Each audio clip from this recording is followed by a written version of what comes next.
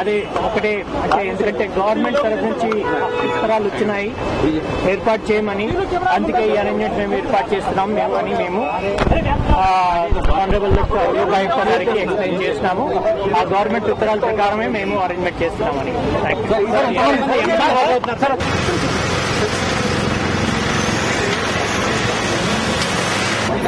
వ్యతిరేకిస్తూ బాల హక్కుల సంఘం వేసిన పిటిషన్ మీద పోలీస్ కమిషనర్ గారిని అనురాగ్ శర్మ గారిని స్వయాన తన ముందుకు వచ్చి హాజరు కమ్మన్నది. అనురాగ్ శర్మ గారు మిషన్ సొసైటీ తరఫున సెక్రటరీ కూడా వచ్చి హాజరైనారు. ఈ విషయం పైన లోకాయుక్త వారిని ప్రశ్నిస్తూ ఏ చట్టం ప్రకారం మీరు వీరికి సేవ చేస్తున్నారు, ఏ చట్టం ప్రకారం మీరు సౌకర్యాలు కల్పిస్తున్నారు, మీకు ఏ చట్టం మేము చేయమని చెప్పింది అని అడిగారు.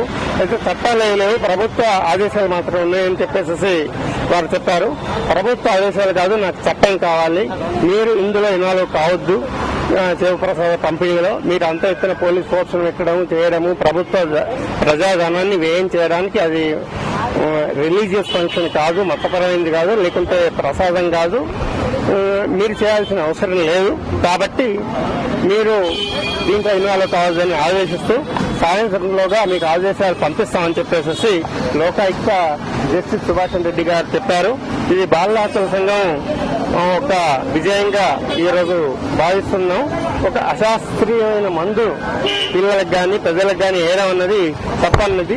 అది కేవలం ప్రసాదం, అది మెడిసిన్ కాదు, దాంట్లో ఎలాంటి మూలికలు కానీ రసాయనాలు కానీ ఏమీ లేవని హైకోర్టు గతంలోనే ఆదేశించిన ధర్మిల లోకల్ సివిల్ కోర్సు ఆదేశాలు ఇచ్చిన ధర్మిల మీరు ఇలా కలగజేసుకోవడానికి మీకు ఎలాంటి అధికారాలు హక్కులు లేవు, ప్రజాధనం వృధా అవుతుంది కాబట్టి మీరు చేసుకోవద్దని చెప్పేసి స్పష్టంగా చెప్పారు.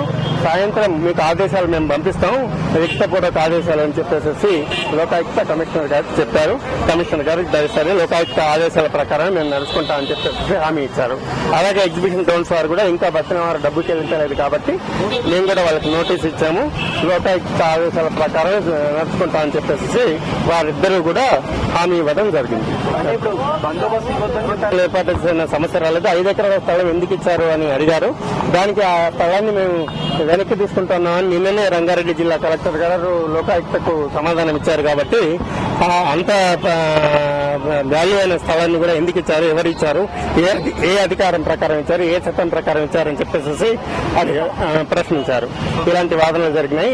కమిషనర్ గారు మాట్లాడుతూ ఇది ఒక నమ్మకం అని చెప్పాడు. నమ్మకం అని చెప్తే ప్రతివాదులుగా మేము మాట్లాడుతూ ఒకవేళ నమ్మకం అయితే ఈవెన్ నక్సలైట్లకు కూడా నమ్మకం ఏంటంటే అందరినీ చంపేయడం ద్వారానే రాజ్యాధికారం చేజిక్కుతుందని చెప్పేసి అట్లాంటి నమ్మకాలను మనం ప్రోత్సహించడానికి లేదు, నమ్మకాలను ప్రోత్సహించడానికి ప్రభుత్వం అక్కడ లేదు అని చెప్పేసి లోకాయుక్త గారు చెప్పారు.